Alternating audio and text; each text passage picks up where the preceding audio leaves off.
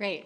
Hi, everybody. We're so excited to have you here today to celebrate the rollout of the 5th National Climate Assessment. Yay!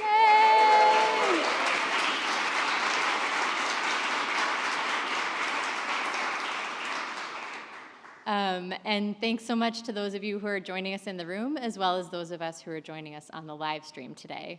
I'm going to go ahead and kick it off by welcoming to the podium Dr. Arthi Prabhakar. She is the Director of the White House Office of Science and Technology Policy and the Assistant to the President for Science and Technology.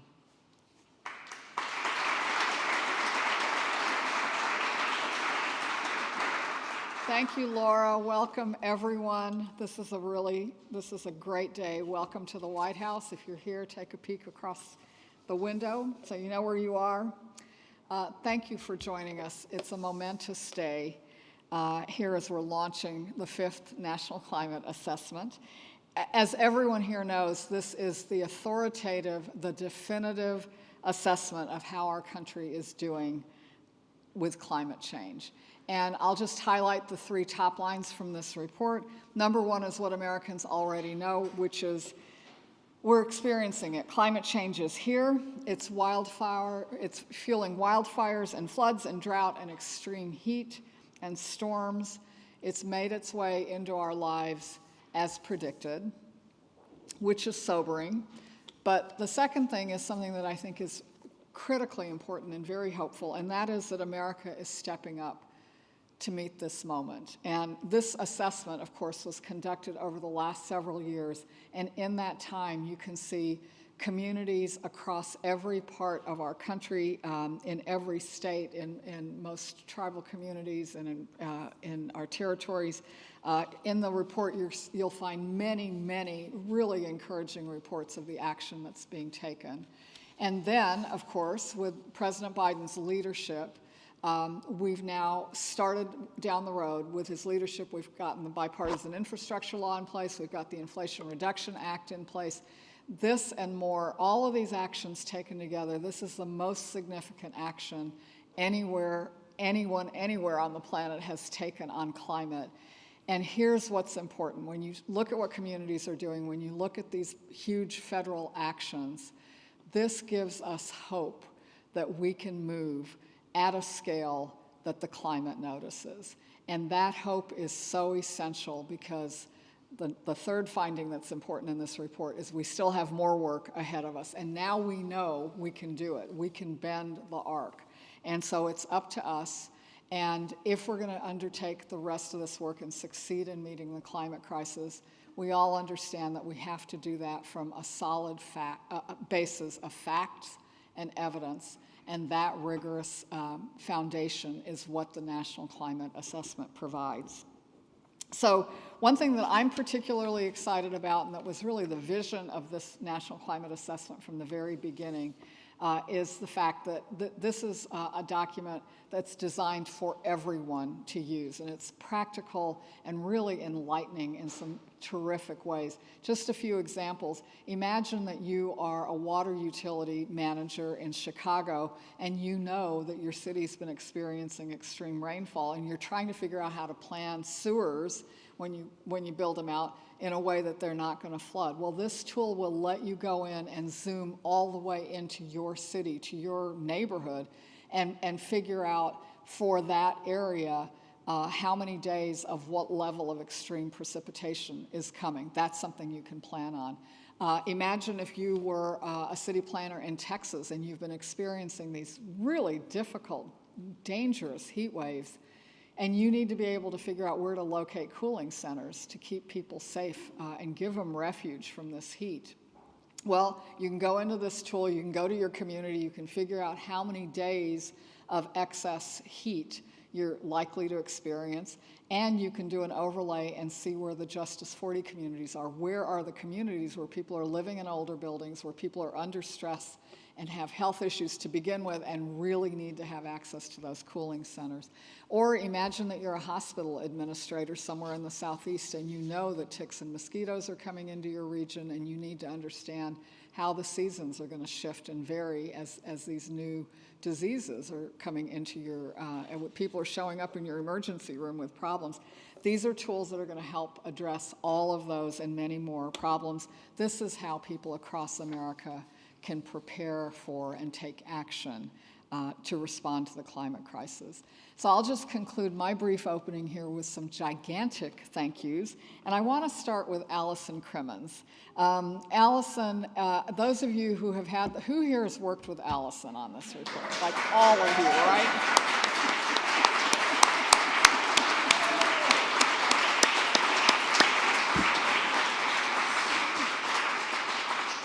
So a lot of people, including the president today, have said thank you to Allison, but I want to unpack that for a minute because Allison's been here about 2.5 years. But what she did, I think, was really, really important. She broadened who participates in this assessment so that we heard all these different perspectives and got all this different kind of expertise. She focused it on the practical information. All the examples I just gave you, those came from Allison, and they exist because of the vision that she had. She made it so engaging. We're going to have podcasts. You've seen the artwork. We've talked about the atlas, about the poetry. Amazing things are in this assessment that will allow people to engage in the full richness of ways that are really meaningful. So what this is all about is Allison had a vision, and she projected it, and she lifted up hundreds of you to reach for that vision. It just doesn't get any better than that. So I just want to give one more round of applause for Allison.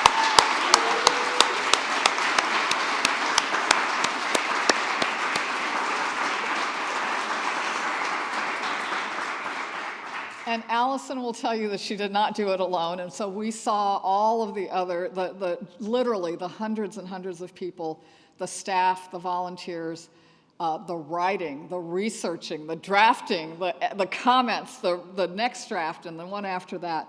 The only way that we can build a quality product of this sort is by assembling the deepest expertise and the broadest perspectives from every part of America. And as you know, that includes 500 authors, hundreds of others who contributed data and expertise and feedback. And our authors hailed from every state and every region. They come from academia.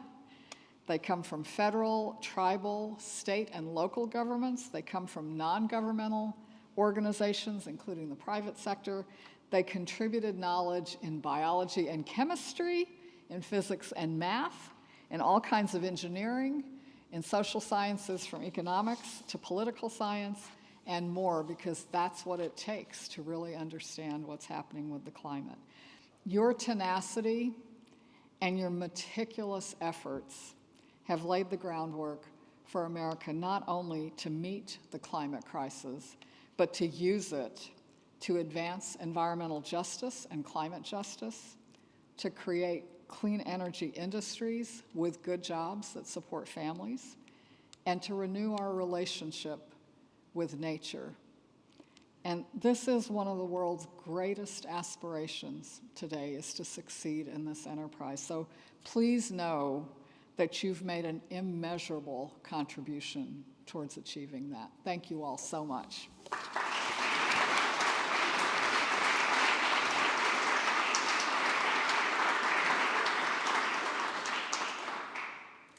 Thank you, Arthi, and I echo the thanks to Allison, to all the staff, and to all of the authors and contributors, as well as members of the public who provided input.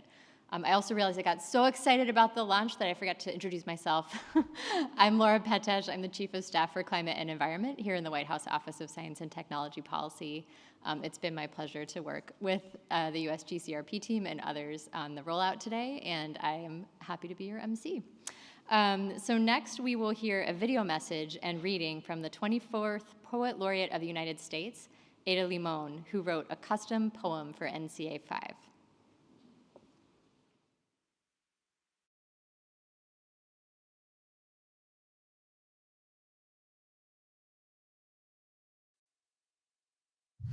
Hello, my name is Ada Limon, and I am the 24th Poet Laureate of the United States. With all my heart, I wish I could be there with you in person today to help lift up and mark this momentous occasion. And most of all, I want to say thank you. Thank you for noticing the planet, for paying attention, even when it seems like people aren't listening. Thank you for the deep looking that is required. I really believe that the 5th National Climate Assessment Report is a true act of service, and everyone in this room made it possible and made it happen. So with all my heart, thank you. Some of you I met last April, and one woman followed me out into the hallway and said, listen, I know you have to write this poem, but please don't make it about the past. Don't make it nostalgic. Make it about moving forward.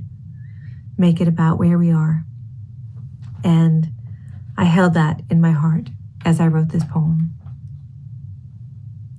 Startlement. It is a forgotten pleasure. The pleasure of the unexpected blue-bellied lizard skittering off his sunspot rock. The flicker of an unknown bird by the bus stop. To think, perhaps, we are not distinguishable and therefore no loneliness can exist here. Species to species in the same blue air. Smoke, wing flutter buzzing, a car horn coming. So many unknown languages. To think we have only honored this strange human tongue. If you sit by the riverside, you see a culmination of all things upstream. We know now we were never the circle's center. Instead, all around us something is living or trying to live. The world says, what we are becoming together. The world says one type of dream has ended and another has just begun. The world says, once we were separate, and now we must move in unison. Thank you, and congratulations on all of your work.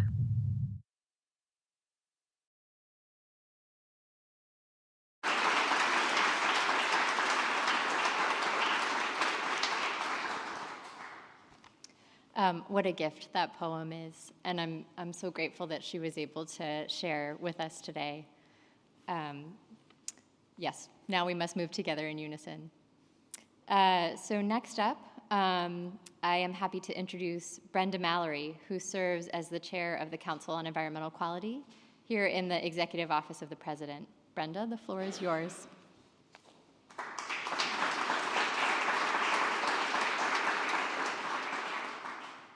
Good afternoon, everyone. It is such an honor to be here. I feel like I need to calm down in order to follow the poet, because that was so beautiful.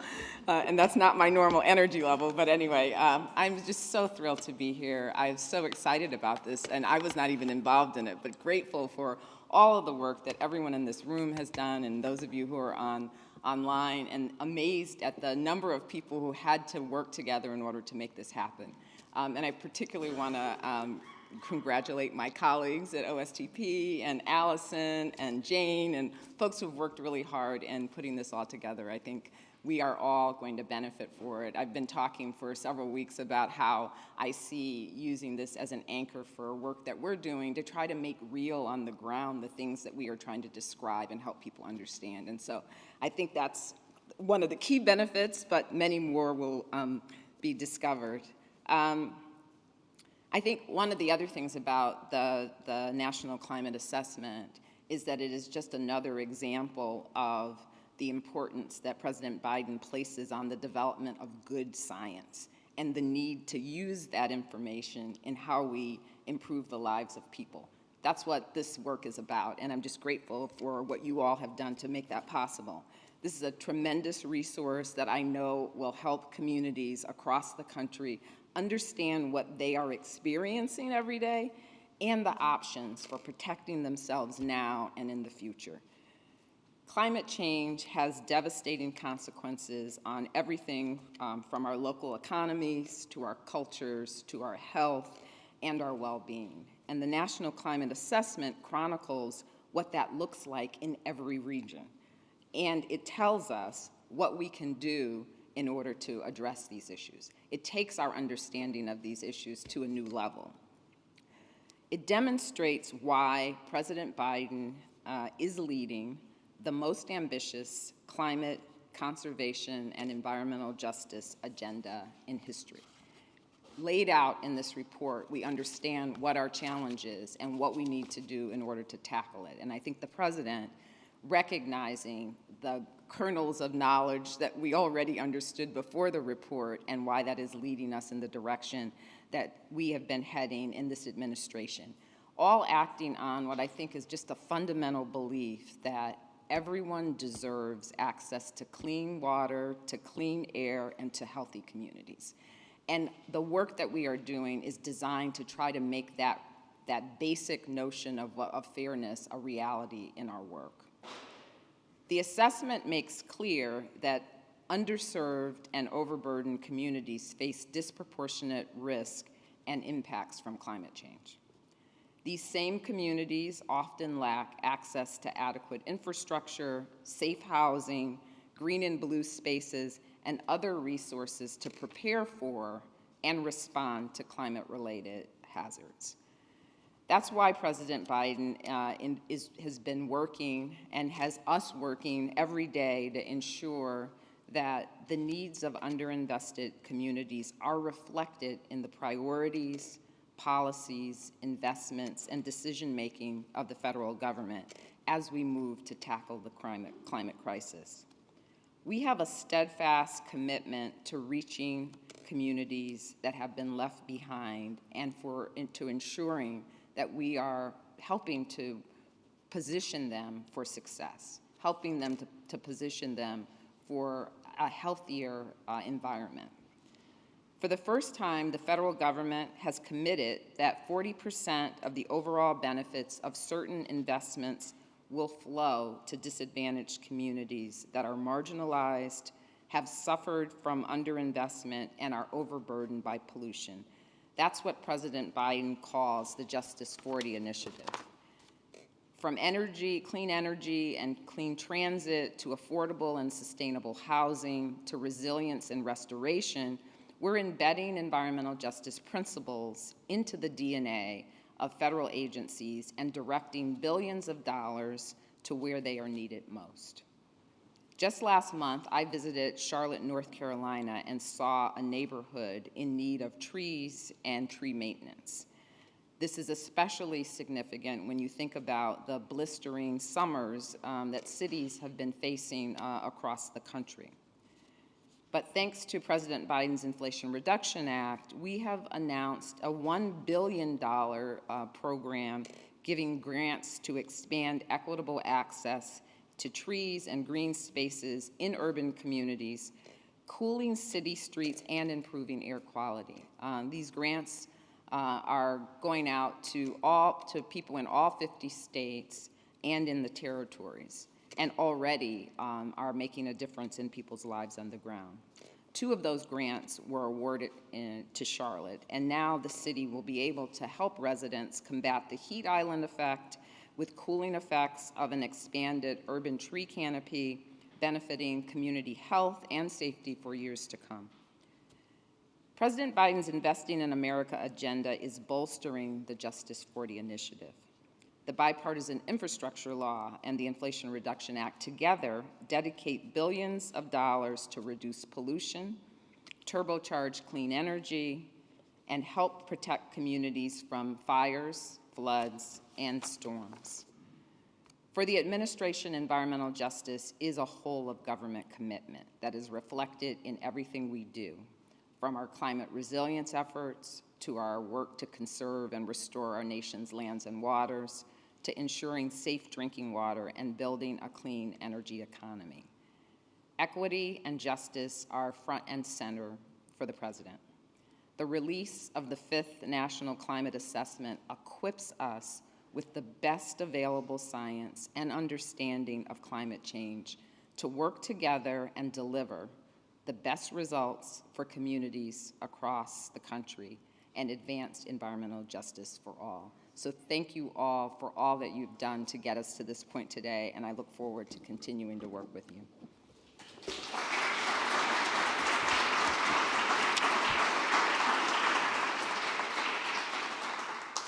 Thank you, Brenda, for your remarks and for the great work you and your CEQ colleagues do on climate, environmental justice, and conservation. We will now hear from the fearless leader of the 5th National Climate Assessment, Allison Crimmins, who has poured her heart, her soul, and her brain into this effort over the past 4 years. Please join me in welcoming her, and let's have another round of applause for today's incredible achievement.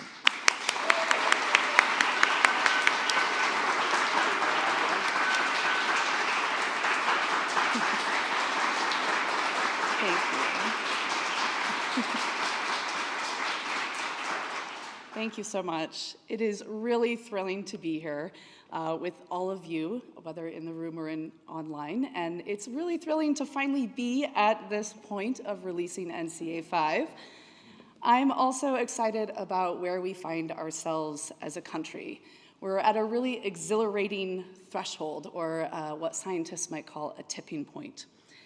At this moment, we're facing some of the greatest challenges, some of the most urgent climate risks that we've ever faced, but there's also cause for courage because we're seeing unprecedented levels of action taking place all around the country.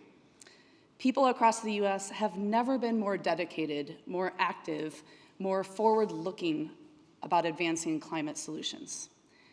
And one of the things that personally brings me courage is that I didn't have to start the speech today by explaining that climate change is real. Thank you. Because Americans don't need another report to tell us that climate change is real. They can see it right outside their windows. This summer was Earth's hottest on record by far. Phoenix experienced more than 31 consecutive days of 110 degrees or warmer. Wildfire smoke kept many of us on the East Coast and the Midwest trapped inside, giving us just a taste of the kind of impacts that have become a regular occurrence in the western US and Alaska. Record-breaking rainfall caused catastrophic flash flooding in Vermont, and waters off the coast of Florida hit 101 degrees Fahrenheit, exposing our nation's precious coral reefs to hot tub level temperatures. Climate impacts are costing lives, disrupting livelihoods, and threatening the people, places, and pastimes we care about. And while climate change affects all of us, its impacts are not felt equally. Ongoing systemic discrimination, exclusion, underinvestment has left some of our communities at higher risk of harm from climate change. For example, the report finds that neighborhoods in the South that are home to racial minorities and low-income families are more exposed to inland flooding. And in the future, Black communities are projected to bear a disproportionate share of future flood damages nationwide. Climate change can worsen longstanding inequities and injustices, making it harder for people to be climate ready. Americans don't need another report to tell them that climate change is real because we have already seen the strain of these climate impacts in our neighborhoods and on our neighbors. And because the conversation about climate change in this country has moved on. As more and more people face more and more severe climate impacts, people are taking action. Communities, businesses, state, local, and tribal governments are increasingly taking steps to reduce emissions and prepare for the future. And they're not just talking about it, they're doing it. Cities like Pittsburgh are building stormwater infrastructure to withstand stronger storms. Farmers and ranchers across the Great Plains are using innovative approaches to increase the carbon stored in forests and agricultural lands. Organizations like Solidarity, I don't know if we have Shamika in the audience here, depicted on the cover image of our report, are installing solar-powered street lights that also provide wireless internet access, helping local communities in Michigan build a just and equitable energy system.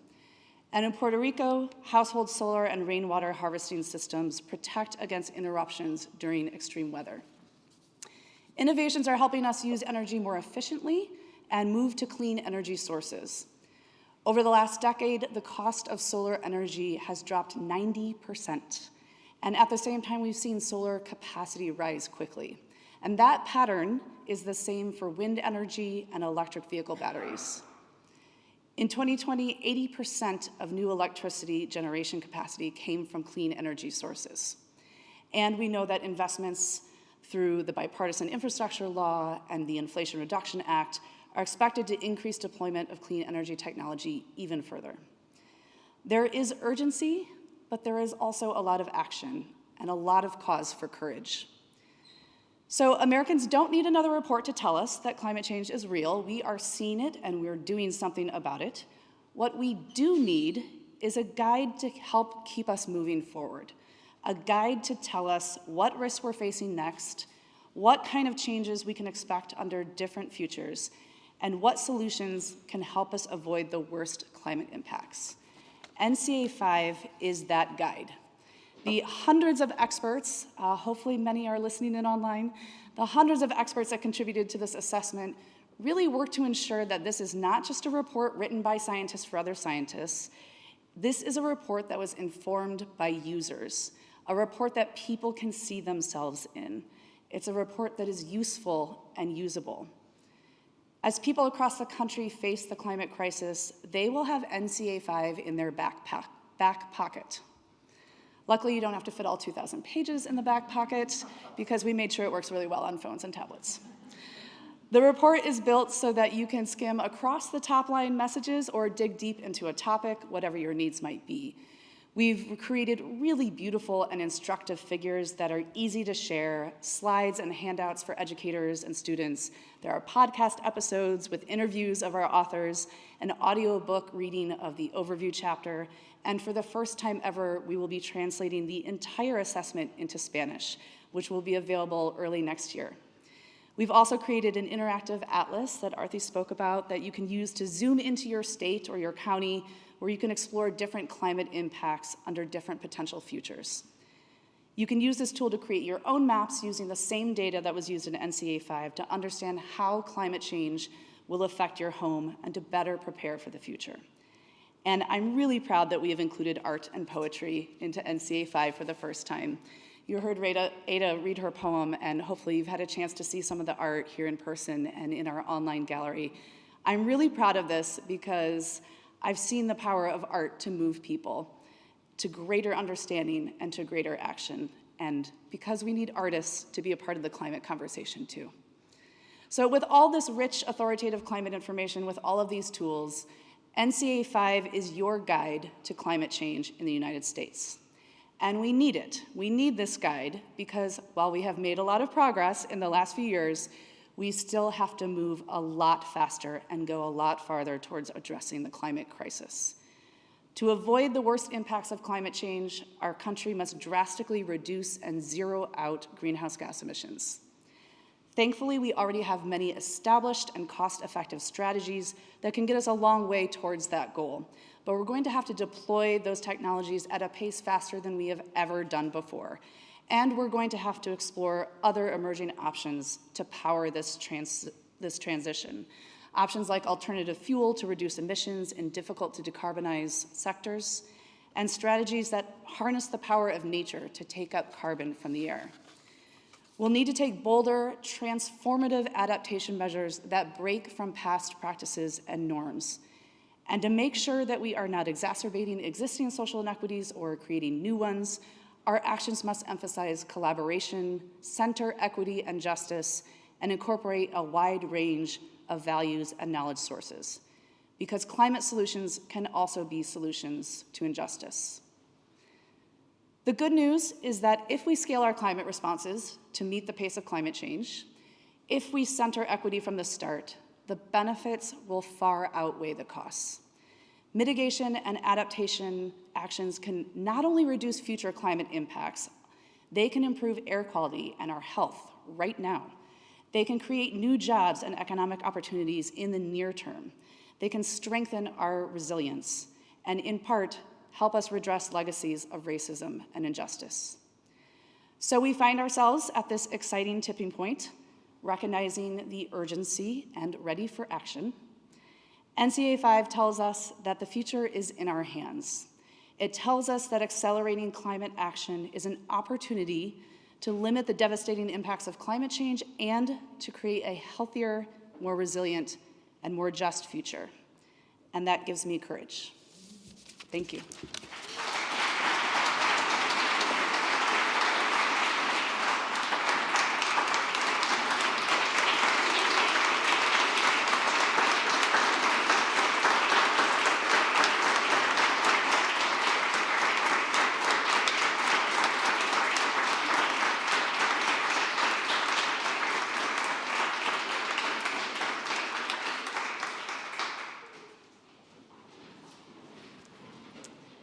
Thank you, Allison. That gives me courage too, and hopefully everyone on the live stream also gave you a standing ovation.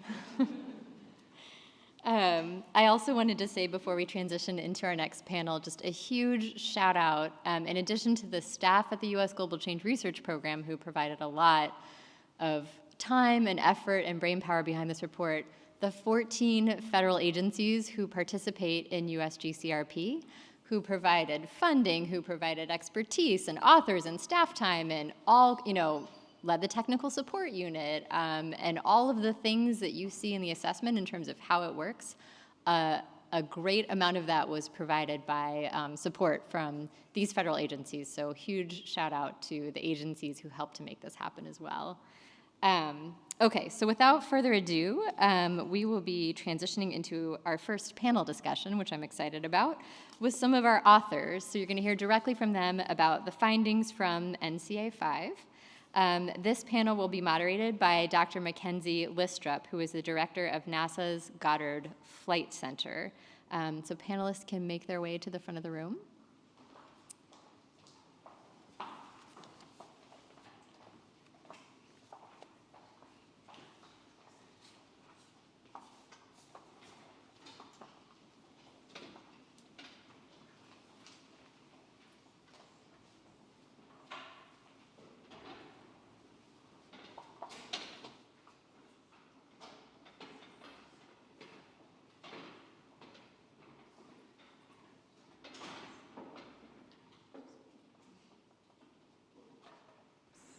Excellent. Thank you, everyone. Really excited to be here for this panel.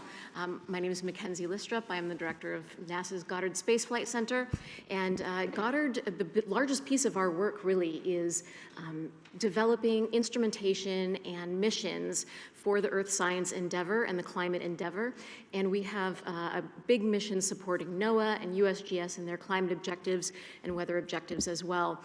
It's actually, I think, the largest concentration of Earth scientists in the world are in just outside of Washington here in Greenbelt, Maryland. We also host NASA's climate model. So I'm particularly pleased today to be able to talk with some of our experts and authors to really talk about the responses, the impacts of climate change to the United States, and some of the key findings, and how communities can actually use those findings to make decisions. So we're joined by experts in physical science, national and regional climate impacts, health, social systems, and justice considerations, and response to climate change impacts. So we're going to go ahead and get started. My first question is for each of you, and if you could just briefly introduce yourself before answering the question. Mary. Yes. So I'm going to ask each of you, what is one important thing, the most important thing, or a key item that you want readers and users of this assessment report to take away? Hello, everyone. I'm Mary Hayden. I'm a research professor at the Lyda Hill Institute for Human Resilience at the University of Colorado. My work has focused on the intersection of physical and social sciences, and my particular expertise is in vector-borne diseases and extreme heat. So I'm very excited to be here, and I was very excited to be part of this National Climate Assessment. I have two actual key messages that I wanted to talk about just very briefly today. The first key message in our chapter is that climate change is harming human health. that it's unequivocally doing so, and that we know that this is happening. We've seen this with extreme events, we've seen this with increasing frequency of vector-borne disease and infectious disease cases. We continue to see this, and we know that as a result of this, mortality and morbidity will also continue to increase. The second message follows on that one, and it talks about systemic racism and discrimination, that these exacerbate impacts on human health. And we know that there are communities, as others have noted before this, that are disproportionately affected by this, and we need to be addressing this. We know that communities that have been marginalized, for example, have difficulty in addressing these climate impacts. These include people of color, these include sexual and gender minorities, these include women, people with disabilities, and others. So it's incumbent upon us to address a lot of these people who've been marginalized. Thank you for that. Aradhana. Hi. Hi, my name is Aradhana Tripathi. I'm a professor at UCLA in the Institute of the Environment and Sustainability, and also affiliated with the Department of Atmospheric and Ocean Sciences and the American Indian Studies Center. I also direct the Center for Diverse Leadership in Science that does community-engaged work. With respect to the physical sciences of climate change, I used to say 20 years ago that the changes to come would leave no doubt. Well, what this assessment shows is that that's where we're at right now. This is a case where it's really clear we're actively experiencing severe climate change impacts. This is no longer something that we might say is theoretical or distant. All weather is being affected. We know that what's happening is not normal.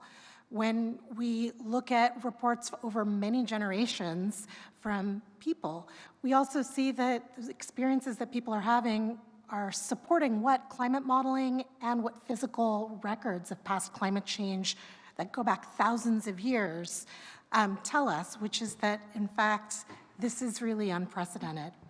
We also know that the warming that's happening in the United States is more severe than in other places, that disasters are happening more frequently. Instead of every several months, they're now happening every several weeks. And if climate action is not pursued in ways where we're upping our game from even where we are right now, these types of changes will be occurring not just every few weeks, but every week. Mary talked a little bit about the health impacts. I'll give you a couple of examples. With extreme rainfall, coastal and inland communities are struggling. Septic systems in Lowndes County, Alabama are failing, and diseases like hookworm are spreading. So what's also clear is that climate change can accelerate pretty viciously. We can see that one disaster can be followed by another with compounding effects. And with all that, the other thing that I think I came away with from the report that's really important is that the key lever when it comes to climate change is the human lever. Thank you for that. We are going to go to Ariella. Thanks. My name is Ariella Zeikerman. I am a social scientist at the National Oceanic and Atmospheric Administration, NOAA. I'm also a program manager for the Climate Adaptation Partnerships Program.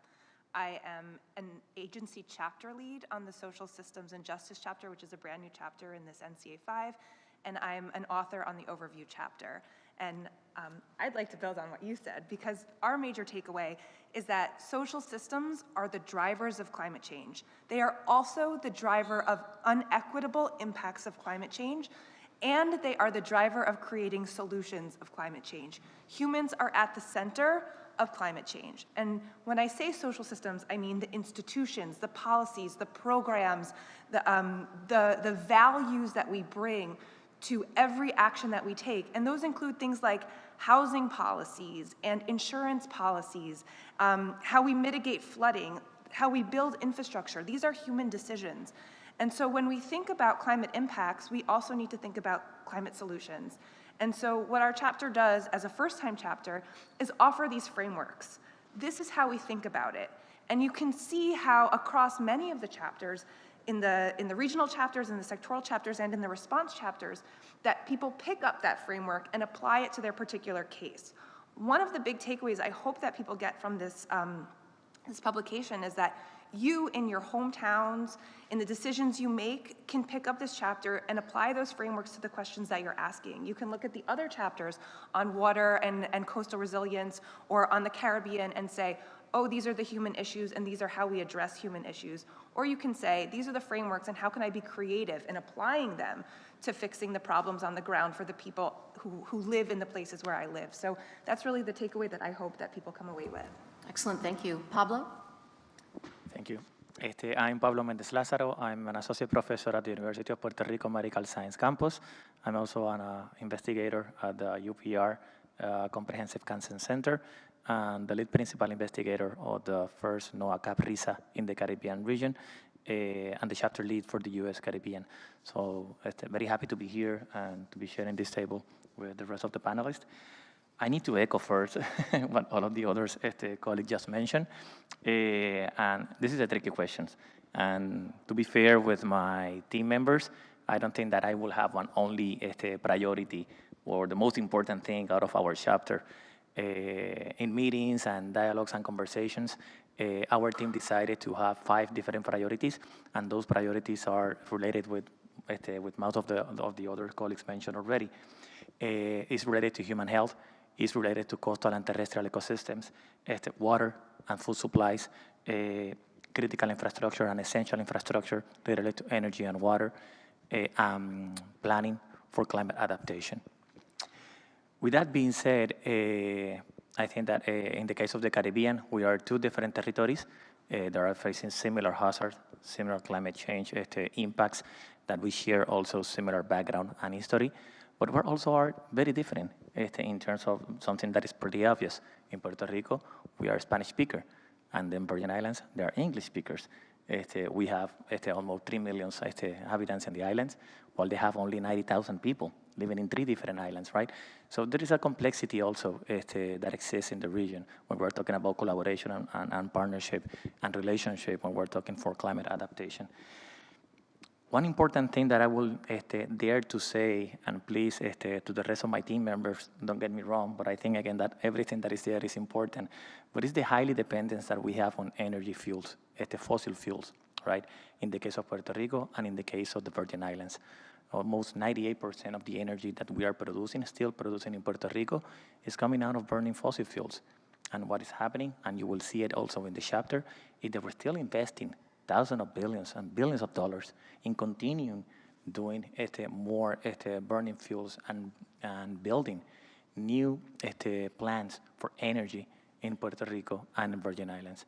So if you really want to work on climate change and climate adaptation, you will have sufficient information in the chapter to understand how the climate is changing in the Caribbean region, the kind of impacts that our ecosystem are receiving, how it's also harming human health in the Caribbean region, and the kind of things that we should be able to do to be better prepared. And one of the things that we can do is the transition from burning fossil fuels to renewable energy. Thank you. Thank you. I'm so glad that we're able to highlight Puerto Rico and the U.S. Caribbean region today. I think it's really key. Rebecca, same question, key takeaway. All right, thank you. Rebecca Dotter, I'm a physical scientist with the Office of Research and Development at the U.S. Environmental Protection Agency. I'm also the Associate National Program Director for our Air, Climate, and Energy Research Program, and I'm really excited to be here. I was the coordinating lead author, federal coordinating lead author for the mitigation chapter, and also worked on the overview chapter. So I'll be speaking to some of what we covered in mitigation and a little bit about the other response chapter, adaptation, in terms of how we brought together some of the messaging for the overview chapter. So I'll be brief because Allison stole all of my really good takeaway points. I just want to sort of reiterate what I think we've heard and we've sort of seen from the messaging from the report, is that a really important takeaway is that the U.S. is acting on climate change. And we know we need to do more. We know we need to accelerate these efforts and really ramp them up. But I think an important thing when you look at the assessment is that mitigation is not only in Chapter 32. adaptation is not only in Chapter 31. Look across the report, look across the regions. It was really fun to work on the overview chapter because we sort of had a chance to look at the mitigation chapter and look really across the report to see could we pull out and extract some really exciting examples of what's happening across the regions. And sometimes it's not even really called mitigation. It's managing forests for carbon storage. It's managing agricultural soils better and our natural systems. It's moving to more resilient energy supplies. And so, just really make sure you look across the report. And it was a great exercise to go through. And I think it just really reiterates a lot of what we heard and what we saw from the previous speakers, that the U.S. is acting. And so I think that's the main thing I want to emphasize and just highlight a couple of great cases. We have had an author from Orlando, Florida, who we helped build a great case study talking about some of the things that are happening in terms of really the multi-sector ways that you can approach decarbonization and looking at it for transportation and thinking about how a city can bring those threads together. So just encourage people and hope you find some of the same hope that I did going through that process as you look really across the whole report. I love that usability is really a key theme that's coming out today. So Pablo, I'm going to start with you on the next question, and it's, what has surprised you? What finding has most surprised you? And what do you think the American public might be most surprised by? Okay, thank you. And I think that I will share this with my colleague that mentioned already discrimination in the case of Puerto Rico.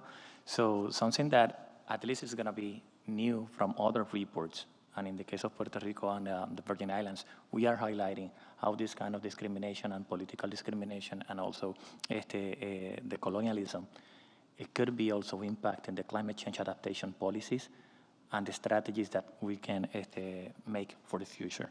So I'm going to be giving just a couple of examples that I take note here. So everybody is aware that obviously the human-induced climate change is impacting both territories at the same time, Puerto Rico and Virgin Islands. But there is a systematically missing information.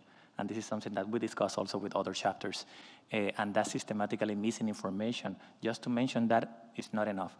Just so going and identifying the underlying causes on why this kind of information is missing for the territories of the United States is important, because it's the only way on how can we understand to overcome the barriers and to start working on the kind of solutions to obtain that kind of information that will actually help us on make decisions based on evidence that we're talking about, right? So that is something that is very highlighting in our chapter. You will see it. We partnered with the Pacific Islands to do a very specific box about it. So probably it's not a uniqueness if we compare that also with other indigenous people located in the continental U.S., but it's something that is probably new in the NCA 5, that it wasn't there in the NCA 4. Because again, we're looking to try to identify the real causes on why this is happening and to see if we might be able in the future to overcome these problems. Mary, can you comment from a health perspective? What surprised you? Well, I think the thing that surprised me most, well, first of all, let me just back up and say that when people talk about human health, I think the first thing they think about is physical health. And in our chapter, we actually address mental health, we address spiritual health, and community health and well-being. And I think these are important facets. And I think the thing that surprised me most was the impact of climate change on our children's mental health. So in a survey that was representative across the U.S. of 1,000 adolescents between the ages of 16 and 26, nearly 60% of these reported anxiety about climate change, and nearly half believe that humanity is doomed, despite evidence to the contrary. So compared to previous generations, U.S. children born in 2020, so we compare this with children born in 1965, for example, they're more likely to experience climate-related adverse childhood events, ACEs as we call them. And this comes from damage to their homes, to their schools, and to their communities.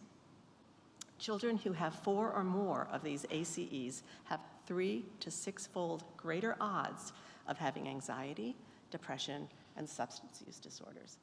and 30-fold greater odds of contemplating suicide.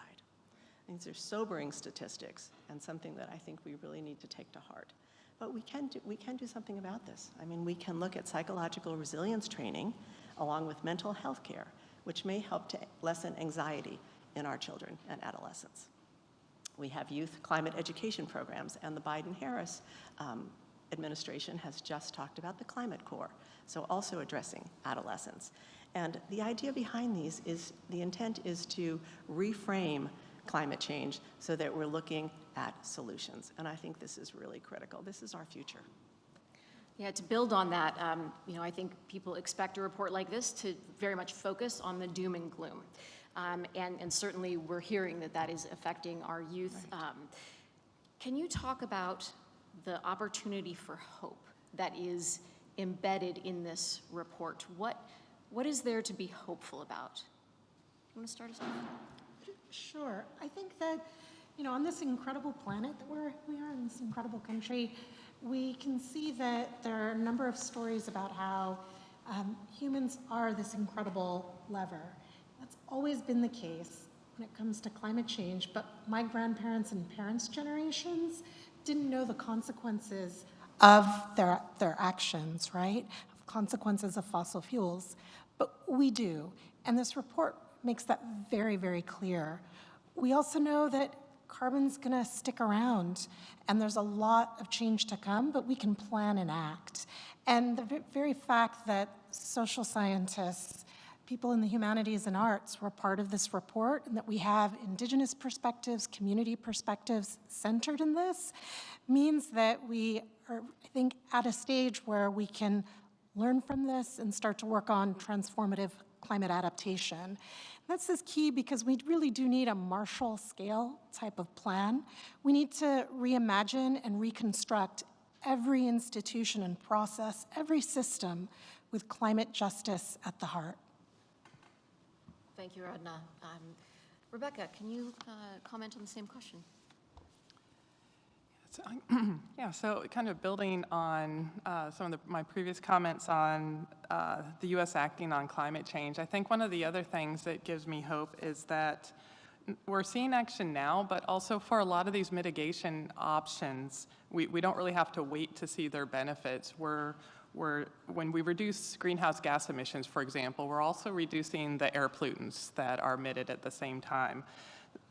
So as we think about transitioning to clean energy, we're getting these air quality benefits, the associated health benefits from that, and there are estimates that transitioning to a net zero emissions energy system has a potential to generate really substantial air quality benefits, with estimates of cumulative avoided deaths of 200,000 to 2 million avoided deaths. And so really looking at these co-benefits from some of these transitions, I think, is what gives me a lot of hope. I mostly worked on the mitigation chapter, but looking at the adaptation chapter, I also find a lot of hope looking at some of the discussions of how we think about moving from incremental to transformative adaptation. And during these heat waves, instead of just using more AC, can we think about transforming our buildings and cities to where they're designed for heat and you have more green space? And I think there's a lot of optimism and hope in thinking about how we can kind of use this moment to rethink and redesign some of these systems. And for me, there's a lot of hope and optimism in that. Ariella, can you comment? Sure. I want to anecdotally start by pointing to Beth Marino, who's in the middle of the room, who's the chapter lead for the Social Systems and Justice chapter, who sent me a sticker that said, "A just transition is possible." And I keep this sticker on my desk, and I look at it every day. I've explained it to my children, and I want to say it to you. A just transition is possible. A just transition refers to mitigating and adapting to climate change in a managed process that ensures equitable access to jobs, environmental amenities and goods, and quality of life. What it really does is it points to the things that we can do to ensure co-benefits come from climate actions. And a co-benefit are those things that can mitigate past injustices. For example, green infrastructure could give recreational spaces to places that didn't have any access to that. It could mitigate environmental pollutions that have left communities overburdened for a long period of time. Pablo has explained to me many times that we shouldn't call them overburdened communities, we should call them underserved because it's systematic how people don't have access or why people are more polluted than others. But the idea is that any action that we take can try to mitigate those past injustices. And by thinking through that process, we can do something different. And what that takes is really deliberate, careful inclusion of local voices to understand and recognize what it is that they need, to think about the ways we can include them in the conversations, and the way we distribute the resources that can make that happen. And this really applies to our governance structures. How do we make decisions? With whom do we make decisions, and why do we make decisions? But the chapter shows that we have had successes in this, and we know how to do it. We just have to apply it more broadly. Thank you. Pablo, reasons to hope in this report. Yeah, well, I'm seeing a lot of opportunity with this chapter in the Caribbean region. For example, we just met, we have been meeting actually since the summer with the Emergency Management Agency locally in Puerto Rico, and they were hoping to see this chapter because they're aiming to use it as a training opportunity, as an educational material for all of the first responders at the municipal level in Puerto Rico. So they're planning a workshop and to use this kind of information. So it's something that is going to be very useful, and there is audience out there already waiting for this kind of information to be used. In the chapter, I encourage all of the audience to take a look at it. You will see also how partnership at building alliances between the private sectors, NGOs, community-based organizations, and state agencies and federal agencies, in some cases also, in the case of Puerto Rico, are promoting also the adaptive capacities at the community level, right? Right after Hurricane Maria, one of the worst hurricane seasons ever faced in the Caribbean region, in both territory in Puerto Rico and Virgin Islands, thousands of community-based organizations did self-organizations in order to start working on sustainability, resilience, and adaptation. Because for previous reason, you might heard that thousands of people died in the aftermath of Hurricane Maria. So they are learning on how to cope by themselves, but also now they're building resilience. They're getting out of that trauma of what happened with the hurricane. So now they're building alliances and partnership. And there are successful stories about those alliances with these community-based organizations working with the government and the private sector on climate adaptation. Please take a look at it. I think that our beautiful story there. And another opportunity that I'm seeing here is that you will see also how both territories, Puerto Rico and Virgin Islands, are working on at the government level. They're working also on some kind of initiatives. In the case of Puerto Rico, they create the community of experts for climate change adaptation, which is one committee that is responsible for drafting the adaptation plan. You will see evidence on what is happening with that committee and that report. And in the case of Virgin Islands also, you will see how they have the executive order aiming also to work on climate adaptation. So there are at least identifying initiatives that are going on in both territories aiming to work for better strategies and climate adaptation. Thank you. Mary. Yes, so I would like to call your attention to our third key message in our chapter, because we have a video that's been embedded, and I think it might be the first time ever in NCA that this has happened. There's a QR code to make it readily accessible to everyone, and it's a video from tribal leaders from the Louisiana coastal regions. And they talk about their indigenous knowledge, their wisdom, and how they have been dealing with the aftermath of Hurricane Ida in August of 2021. And it really highlights some of the resilience-building activities that have been undertaken in this region. So I hope all of you get a chance to take a look at it. Absolutely. I think, the key themes coming out today, right, are, this is a very inclusive report. It is all about usability, and it's all about empowering people and empowering communities to be able to make good decisions by letting them know what are the risks that they are facing, what are the challenges that they're facing, and what might they do about it, all based in really solid science. So our last question is about the science. If you could talk a little bit about, are there key advancements in the science that show up in this report, or are there areas of science that you would like to see expanded upon in the future in order to give people the kind of information that they need to make good decisions? Aradhna? I think what this report shows is how impactful Indigenous environmental management can be, that is actually one key pillar for having a transformative approach to addressing the climate crises that we face. Fire history records show us how Indigenous fire stewardship for a number of different tribes have limited fire for generations in different parts of Turtle Island, the US and Canada and Mexico, literally for thousands of years. And it also shows us that the colonial processes that we were hearing about, how this has really impacted our ability to effectively address climate crises. So I think it's key when thinking about this just transition to ensure that we're supporting Indigenous leadership to transform this. And so I loved that this 5th climate assessment drew on a breadth of expertise and highlighted this, and I would love to see more investment in this, in scientific training and reporting to come. That's great. Very interesting on, again, inclusive science as well, making sure that we are basing things in science, but looking broader than maybe we have in the past, and looking to communities that have been maybe excluded in the past from that scientific discussion writ large. Ariella, can you comment as well? Yeah, I mean, it's a very exciting time for the NCA. We have 2 new social science chapters, an economics chapter, and then the social systems and justice chapter.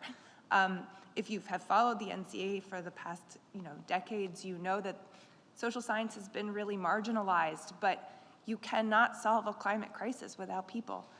And that's just a period and stop sentence. And so being able to have 2 new chapters that really focus on how we can build an interdisciplinary framework for doing this work to make sure that climate hazards that are physical are related to the people who are impacted by them is a huge accomplishment. And I think that all the chapters picked up on that and really tried to incorporate that knowledge into their own perspectives. And so I think that's a great accomplishment. Thank you. Rebecca, you're going to get the last word here.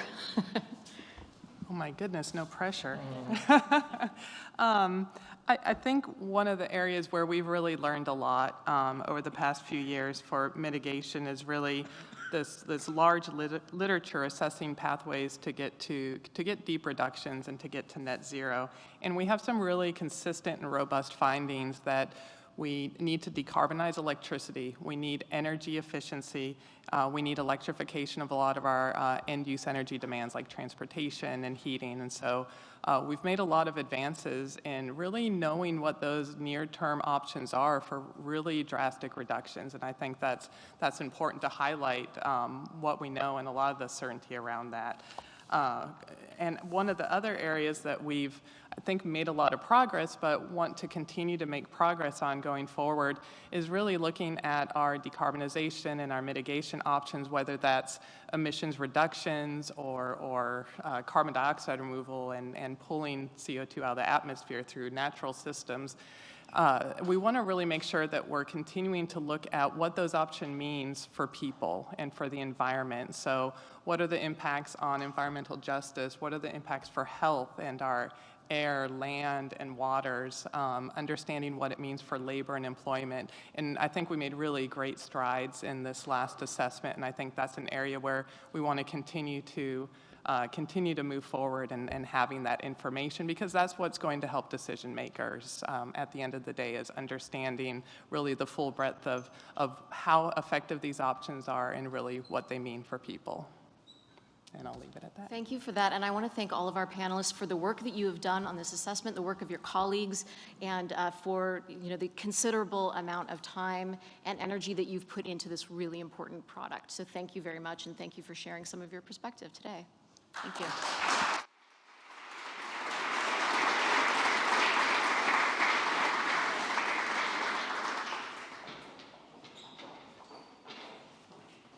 Thank you so much to Mackenzie and all of our panelists. Really appreciated hearing all of those excellent tidbits and facts from the report so far. Our next speaker will be up here in like 1 minute. They're coming in from a block away. So if you want to take the opportunity for like a big stretch, go for it, because we want to have stamina for the last panel.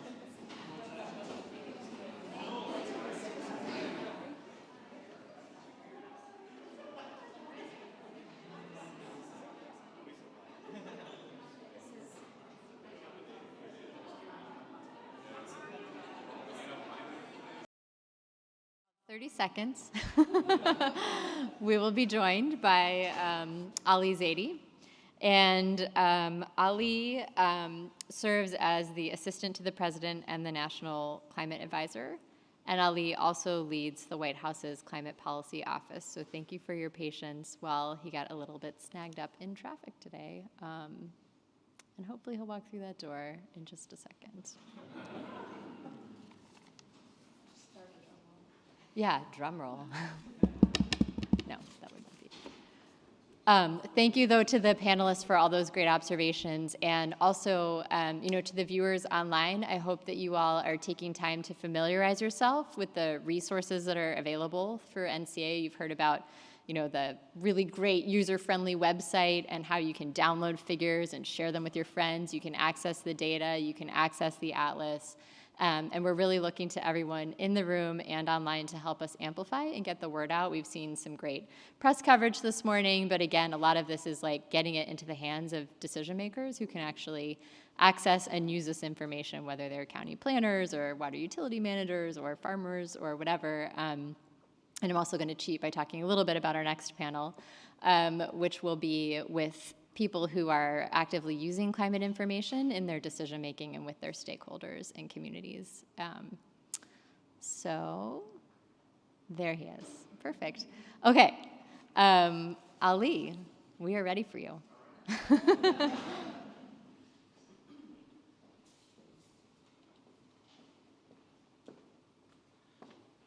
everybody. It's fantastic to be with all of you. I was with the president this morning, and it was really remarkable to see him absorb the National Climate Assessment and to make sense of the magnitude and the immense nature of this crisis and process it, as he always does, into firmed up optimism about the incredible opportunity we have in front of us. I think what's really insightful, I've been having a bunch of conversations about your work, which is a fun thing to do. What's been really interesting is someone asked me, what's the sort of the newest insight here? And I think we all probably have a take on what is the newest insight here. For me, what's really remarkable is the shift over the last decade and a half in terms of our evolving capacity to downscale risks. But that alone is not the interesting insight. What's remarkable is the interaction between that downscaled data and putting it in conversation with social science, helping us realize in profound ways knowledge that I think we all carried, but did not have the language to speak so clearly about the disproportionate harms. So many of our brothers and sisters around the country carry really heavy burdens already in terms of environmental stressors and strains, peril on their health, their ability to flourish in our society. And I think part of what the National Climate Assessment shows us is how this impact that we all feel, global warming, global change, downscales and interacts with those stressors and strains, but we can't leave the conversation there. We have to be collective participants in the work of uplift, in shouldering that burden that feels and is falling disproportionately on certain communities and certain people. And that's where, and I'm so grateful for Director Crimmins' leadership in all of this, that's where I think this national climate assessment really breaks new ground, is that that work of uplift is not just work that will be done by a solar PV panel. It's not work that will be done purely through mechanics and physics and new technology, but through inventive public policy, through art and music and poetry. There is so much doom and despair you could carry away from the National Climate Assessment, but having now gone wall to wall today in this journey with you, I'm leaving just as energized and optimistic as where we started it, maybe even more. This sense that we've mapped out the intersections of climate and so many other things, climate and homelessness, housing issues, climate and food security, climate and health, the crises that impact our communities disproportionately, and that we've done all of that not just to know where the risks are, but to know what the atlas of opportunity looks like, and to know how immensely powerful we are, that we can draw not only on the tools of technology, but of the arts, of social science in doing this work of uplift. So I'm grateful to join with all of you in this celebration, grateful to be the beneficiary of this incredible contribution to our collective understanding, not just at the national level, but block by block as we go through and transform and reach more and more folks with the good news that we can, in fact, do something about this. So very grateful to Director Crimmins, to all of the 750 plus contributors to this, to our colleagues, especially at the Office of Science and Technology Policy, who've been the engine driving this over multiple years and making sure we not only meet the congressional mandate, but go well beyond that in enriching our understanding. So very grateful. Thank you. Thank you, Laura.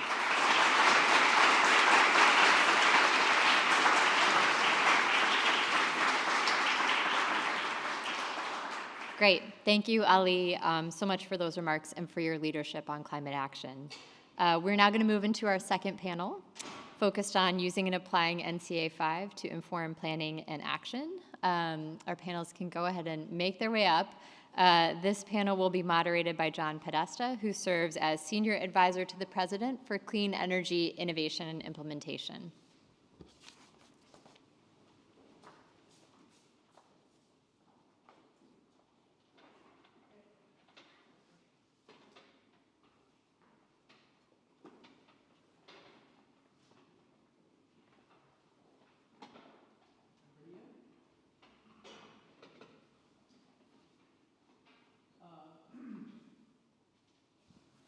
Let me start where Ali left off, which is to thank Allison for a tremendous job of corralling 750 scientists and experts.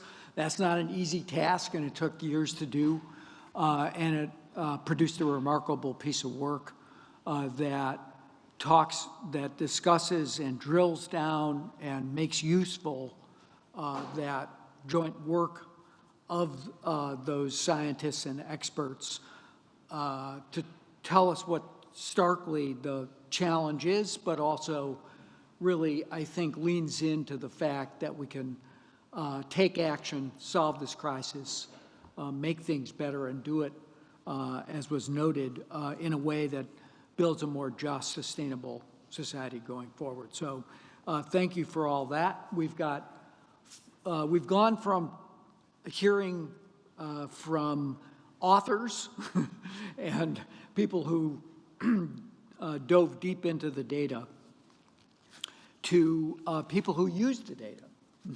and who have spent their lives, their careers in trying to make sense of it, try to plan for it, and try to create a sense of local action that is really going to make a difference for the people in their communities. And I was tempted to go down the list and ask them to explain a little bit about their work and how they, in fact, use climate science data in their own backgrounds and in their own occupations. But I'm not going to go right down the list because one of the people on this panel is one of my favorite people in the whole world, Dr. Mildred McLean, who's been at this probably longer than maybe everybody, with possible exception of me. And so, Dr. McLean, maybe I'm going to start with you and ask you, how is this meaningful to you? What are you how do you use climate science in your work in trying to bring justice to the communities that you help at Harambe House? And then I'll go down the panel. Thanks, John. I'm really excited to be here, and I usually go off script, so today I wrote some notes so that I can be a little bit more targeted for this particular audience. And first I want to say that I got a chance to look at the report and kind of go through it, and I'm very happy to say that I was amazed and pleased that I was able to read it. I was excited about that because often the reports that we get to help us are at the PhD level, and that's not where we needed to be in order to create some change on the ground, particularly for those communities that I'm hearing you refer to as the overburdened and the underserved. I'm one of them. I come from one of them, and I work with a lot of them. And so for us on the ground as organizers around environmental justice and responding to climate change impacts, we have moved to being much more scientific because we have been accused of being very emotional. But when you suffer, as we do, from environmental injustice and the climate impacts that some things can be done about, you be a little kind of, you're not happy all the time. So for us, climate science has become a part of our everyday lived experience. We have no choice. Hence, it is a part of our continued fight for environmental justice, as impacts from climate change only exacerbates everything that we're already going through. All of the injustices, often we are referred to as environmental justice communities. I haven't seen one of those yet. Harold Mitchell down in Spartanburg, South Carolina is moving toward that, but most of our communities that you're talking about being overburdened and underserved are in fact environmental injustice communities. A core component of our work is increasing the climate literacy of our communities, which addresses one of the greatest challenges regarding climate science: lack of understanding, not by the scientists and the academicians and even the agencies and industries and government, but the very people we all serve, the very people we try to lift up. They must understand more of what's going on and then what their role is in helping all of us combat those things. A climate literate community armed with scientifically sound information are then able to self-determine and define strategies to address climate change impacts. If you don't understand something, you don't know how to deal with it. So from the inside out, we're looking at an ethnographic approach. And I like the fact that we are now beginning to include the arts, culture, because our people understand better through that kind of engagement. Another significant challenge is ground truthing the data and assumptions academicians and agencies use and make regarding our communities as it relates to climate change. So, you know, sometimes the data comes in and it looks kind of like this and kind of like that, and we have to make sure that, John, it is in fact reflecting what the real reality is. Hence the need for community-driven and led approaches to data collection, interpretation, and more importantly, the ownership of the data. So how do we use this climate science in our work with the community? We try to use it in such a way that we are creating a deeper understanding of what's going on, so when they in fact interact with those who represent them and those who, when they have dialogue with those who are doing the polluting, they're able to articulate in such a way that they are understood and they have an impact on the outcome. Okay, I said you needed to go first. Now the problem is all these other people have to follow you. That was terrific. Thank you. Dr. Beck, you come at this by, as a clinician and helping people understand from their own public health perspective what climate change means to them. You've become an activist in the space. Talk to us a little bit about how you help your patients and the people you're serving understand the effects of climate and what they can do about it. Yes. First, thank you all so much for allowing me to be in this room with you. What you do and what you've done is fundamental to me being able to do work that is evidence-based to protect the health of my patients and to teach other health professionals. You are right, it is unfair to go after Dr. McLean, so I'll try to get my thoughts together. I think that essentially all of my hats in clinical medicine are essentially to help educate and communicate climate health risks to patients, but also the co-benefits of climate action on health. So this is done, I do this through a variety of ways. So through my work at WebMD and Medscape, really trying to write stories, create content, podcasts, other types of content that people will engage with, where we use terms that people are comfortable with. So if it's not climate, it's pollution, it's environmental health effects. Whatever the word is, whatever the translation is necessary to connect and motivate the patient is critical in that conversation for behavior change. The other piece is really educating health professionals. So what we're doing that on the ground with Georgia Clinicians for Climate Action, a group that was co-founded several years ago that works also very closely with Georgia Interfaith Power and Light, because we recognize that our faith communities are really resilience hubs in their communities, and that we as health professionals have to go there to help educate folks about what the health impacts may be at a very granular level, but also to help people understand that fundamentally there are so many things that we can change in our individual behaviors, in our prescriptions that we're prescribing in the clinic, that can help both as a co-benefit for health and a co-benefit for climate. So that brings me to the final piece, which is the piece that brings me so much joy, which is figuring out how to bring this. When we talk to health professionals, the biggest thing they say is, I don't have time. I'm already burnt out. I cannot bring this huge overlay of various climate factors trickling down to health impacts into my office.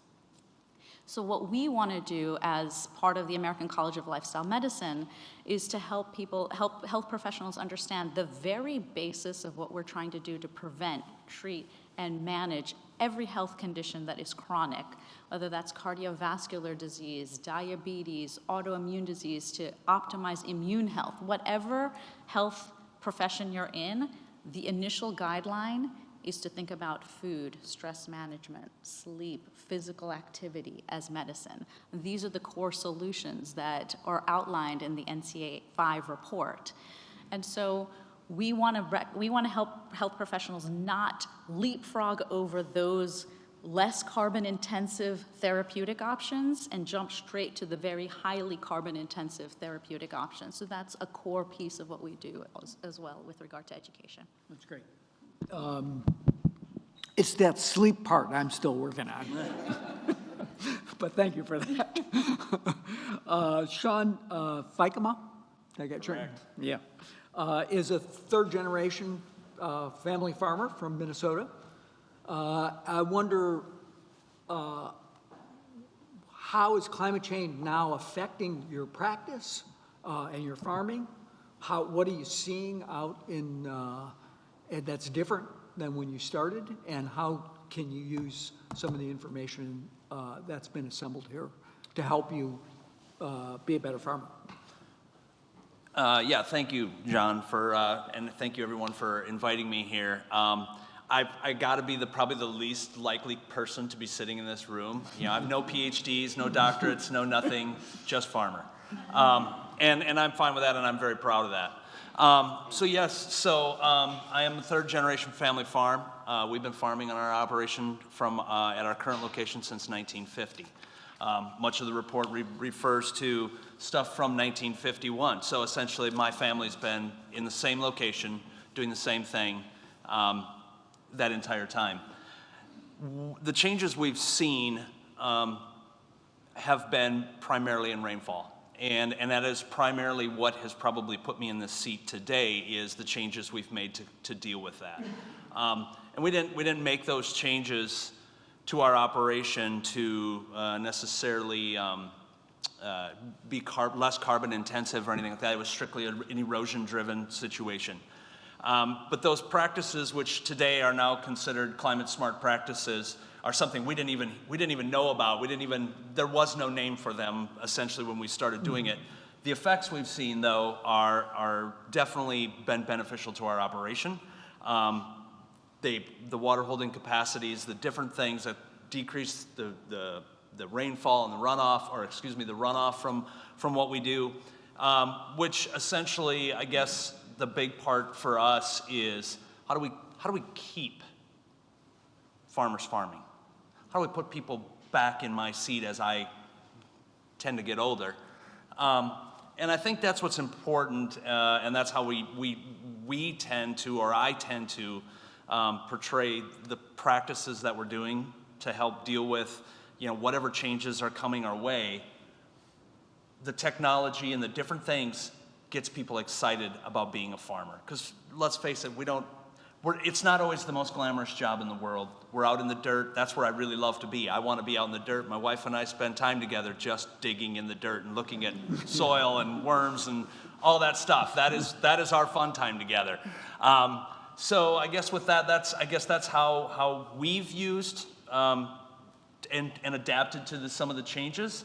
And what's great is to some degree we're seeing, and to a lot of degree actually, a lot of this is spreading through the countryside. We're seeing a lot more of it happen. And as far as where this will bring us, I guess I want to tell you, don't ever doubt us as farmers to produce enough food safely and environmentally friendly.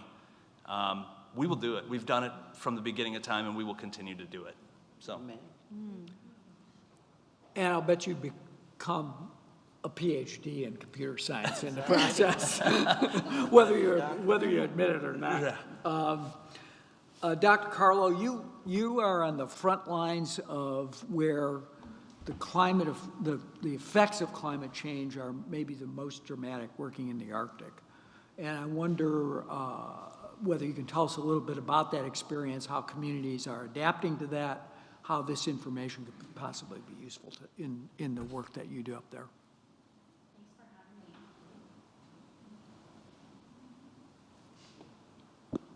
Thanks for having me. That one off. Just one of those afternoons, I guess, at the time when things start going awry. I'm Nakush Carlo. I'm Koyukon Athabaskan from the interior region of Alaska. I grew up in the city of Fairbanks and have deep roots to the villages of Nulato, Rampart, and Tanana. I actually live and work on Duwamish land and Coast Salish land in Washington State. So I work outside the Arctic, but I work as a consultant around climate and Arctic priorities. I work with clients to build partnerships, to drive forward movement. Like, this is sort of the key thing that we've been talking about and hearing about today. As you mentioned, the Arctic is facing rapid environmental change. It is warming faster than any other region on the planet. We see that every day and have been for quite some time. It's now just more recently, like with the wildfires that cause smoke here on the East Coast, that a lot more people around the U.S. have been feeling it every day as well. And I have a lot of hope there. Being from the Arctic, and because the impacts in the Arctic are cascading well beyond the region, I like to think that everyone, all of you, and all the people who are listening, you are all connected to the Arctic. And that also means that we also need to work together. I mean, this is what I find hopeful. And also what I've heard from the many comments today about the National Climate Assessment, that was a core value that is reflected in the work. And that is something I think we need to continue to build from.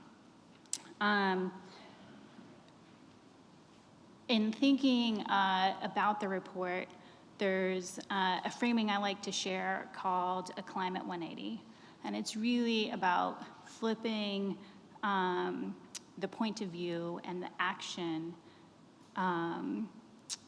that you're coming from in thinking about climate.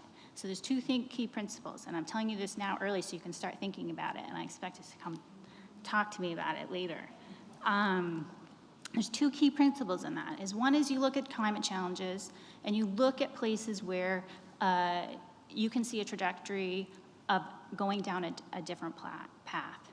So you have an opportunity to make a really large impact. The second is to identify who has historically had the power in that situation, and then flip the script. Flipped who has had the power. And that is a key. And I don't say that lightly. That's not easy. That's not an easy thing to do. It will require restructuring systems. We've heard about that a little bit. And it will require restructuring big things like governance, and it'll also require restructuring things like research. So think about a climate 180, what that might mean for the work that you do. And maybe we'll come back to it later in the discussion. Great. Lil Milagro Henriquez works with young people in trying to address climate change. We've talked about where the most dramatic effects of climate change are in the Arctic, but you probably come from the place that maybe is the poster for extreme weather-fueled impact of climate change on a community from New Orleans. I have the pleasure of working with your former mayor, Michelle Andrew, on trying to deploy clean energy technology around the country. But